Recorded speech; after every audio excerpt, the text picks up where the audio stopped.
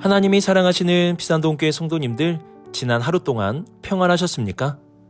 오늘 우리에게 주시는 하나님의 말씀은 에베소서 4장 11절에서 16절까지 말씀입니다. 하나님의 말씀을 함께 읽겠습니다.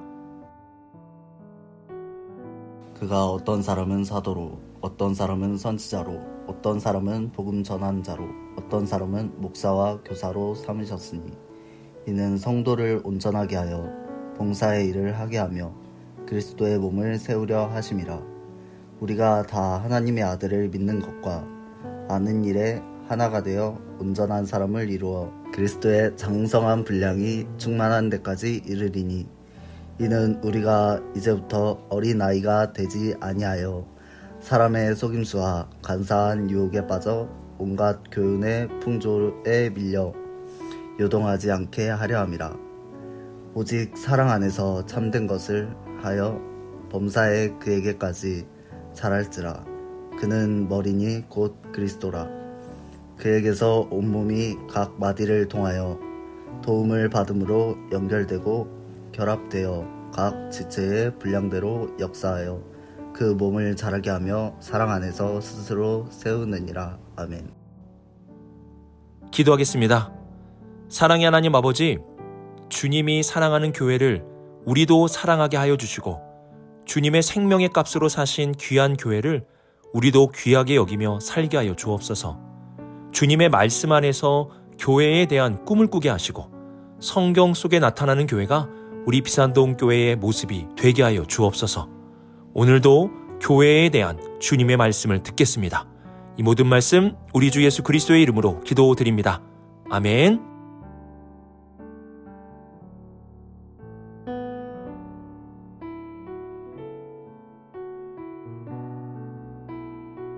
오늘 11절과 12절 말씀에서 중요한 헬라어 단어 두 가지를 꼭 기억해야 합니다.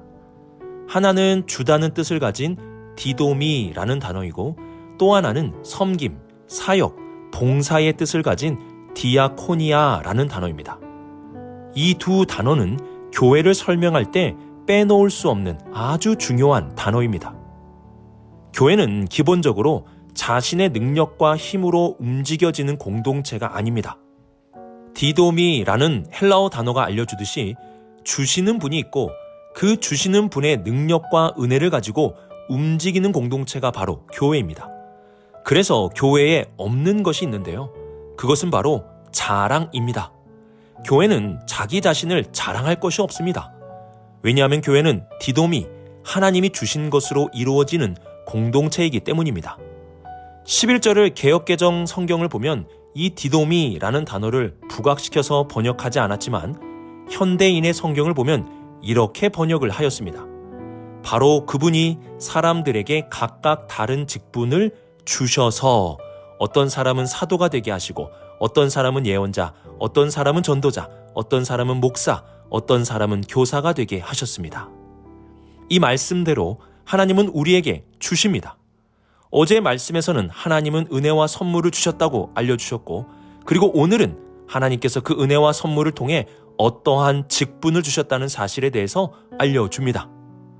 11절에 나오는 5가지 직분은 사도, 선지자, 복음 전하는 자, 그리고 목사와 교사인데요. 이 5가지 직분의 공통점은 모두 복음을 전하고 가르치는 것입니다. 왜 하나님께서 이러한 직분을 주셨습니까? 12절에 그 목적이 나옵니다. 이는 성도를 온전하게 하여 봉사의 일을 하게 하며 그리스도의 몸을 세우게 하려 하심이라. 여기서 봉사라는 단어가 나오는데요. 이 단어가 바로 디아코니아입니다. 하나님은 성도들에게 복음을 전하고 가르치도록 은혜와 선물을 그리고 직분을 주셨습니다. 그리고 이 복음을 듣고 가르침을 잘 받게 되면 온전한 사람으로 성장하게 됩니다. 그 사람이 복음과 가르침을 잘 받아 온전한 사람이 된다면 디아코니아가 나타나게 됩니다. 그리스도의 몸을 세우기 위하여 크든지 작든지 섬김의 일, 봉사의 일, 사역의 일이 나타나게 되는 것입니다. 저는 봉사에 대해서 교회마다 큰 오해가 있는 것을 보게 됩니다. 어떤 분은 교회에서 봉사를 하면 큰 상급을 받는다고 생각하시는데요. 봉사를 해서 상급을 받는 것이 아니라 큰 상급을 받았기 때문에 감사해서 봉사하는 것입니다. 헬라어 단어 디도미와 같이 주시는 것이 먼저 있기 때문에 디아코니아, 봉사가 있게 되는 것입니다. 또 봉사를 어쩔 수 없이 억지로라도 해야 한다고 생각하시는 분이 계시는데요. 그렇지 않습니다. 봉사는 하나님이 주신 것에 대한 건강한 반응으로 하셔야 합니다. 복음을 듣고 가르침을 받았다면 그리스도의 몸을 세우기 위하여 무언가를 해야겠다는 마음이 생기게 됩니다. 교회 안에서 성도들을 바라보며 이전에는 보이지 않았던 것들이 보이기 시작합니다. 성도들을 섬기고자 하는 마음이 생기게 된다는 것입니다. 이러한 것은 하나님이 주신 것에 대한 건강한 반응입니다. 그래서 봉사는 복을 받기 위한 것이 아니라 복을 받은 사람이 하는 것이고, 봉사는 억지로 하는 것이 아니라 복음에 대한 건강한 반응으로 나타나야 하는 것입니다. 우리가 교회를 위해 기도할 때는 먼저 하나님이 주신 것으로 복음을 올바르게 가르치는 교역자와 직분자들이 세워질 수 있도록 기도해야 합니다. 그리고 그 복음을 듣고 성도들이 온전해질 수 있도록 기도해야 합니다. 마지막으로 성도들이 그 복음에 대한 건강한 반응으로 디아코니아, 봉사를 할 수 있도록 기도해야 합니다. 이러한 모습이 바로 성경에서 말씀하는 교회이고 온전한 우리들의 모습이라고 할 수 있습니다.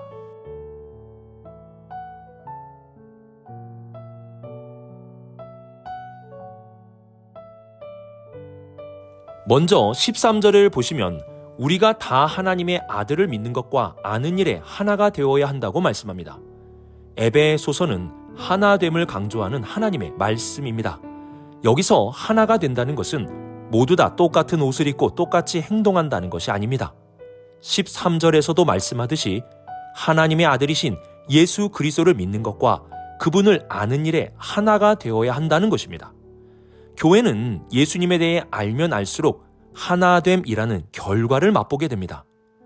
교회가 하나 되지 못하는 이유는 예수 그리스도 중심이 아니라 무언가 다른 것을 그들의 중심으로 삼고 있기 때문입니다. 우리가 예수 그리스도 안에서 그분을 바라보며 그분에 대한 암과 믿음을 풍성하게 한다면 우리도 하나가 될 수 있습니다.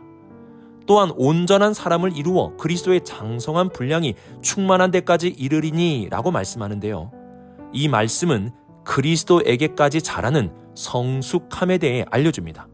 성장만을 말하는 것이 아니라 그 성장 안에 성숙함이 있어야 함을 알려줍니다. 그래서 온전한 사람을 이루게 된다고 말하는 것입니다. 우리는 성숙한 어른 신앙이 되어야 합니다. 왜 그러합니까? 14절을 보시면 이는 우리가 이제부터 어린아이가 되지 아니하여 사람의 속임수와 간사한 유혹에 빠져 온갖 교훈의 풍조에 밀려 요동하지 않게 하려 함이라고 말씀합니다. 어린아이의 특징은 속는 것입니다. 어린아이들은 순수해서 예쁘기도 하지만 순수하기 때문에 나쁜 사람들의 말에 잘 속습니다. 우리가 어른의 성숙한 신앙이 되지 않으면 속게 됩니다. 세상에 속고 잘못된 신앙에 속게 되는 것입니다.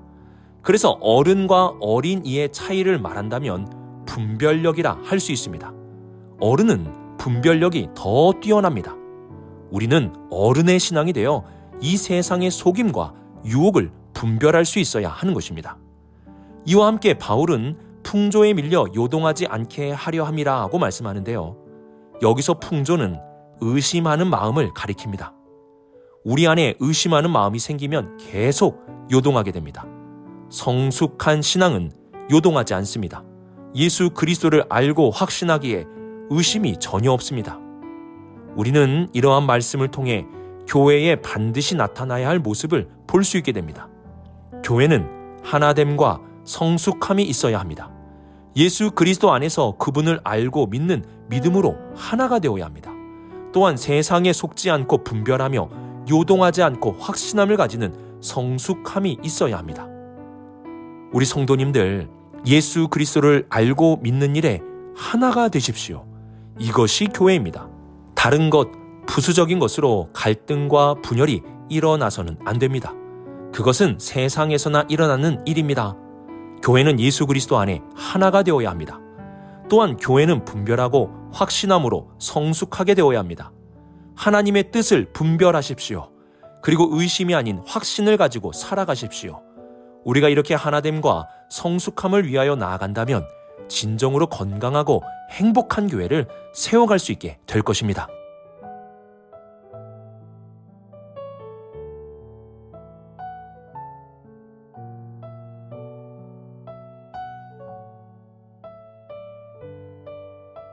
오늘 말씀은 성경적이며 바른 교회의 모습을 보여줍니다.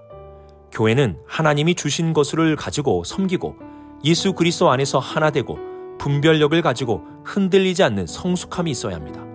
우리는 이러한 교회를 세워갈 수 있어야 합니다. 이와 함께 우리는 교회 안에서 놓쳐서는 안 되는 중요한 두 가지를 더 기억해야 합니다. 먼저는 사랑 안에서 행하는 것입니다.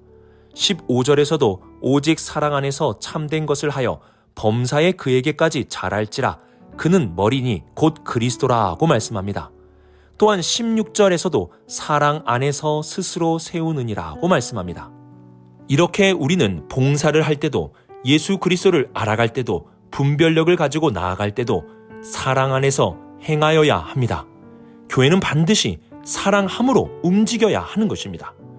이와 함께 교회는 한 몸이라는 것을 기억해야 합니다. 16절을 보시면 그에게 온몸이 각 마디를 통하여 도움을 받음으로 연결이 되고 결합되어 각 지체의 분량대로 역사하여 라고 말씀합니다. 교회는 한 몸입니다. 서로 도움을 받고 연결되고 결합이 되어 있습니다. 손이 발을 돕고 발이 손을 돕고 몸의 모든 지체가 서로를 돕듯이 교회는 서로를 돕는 한 몸입니다.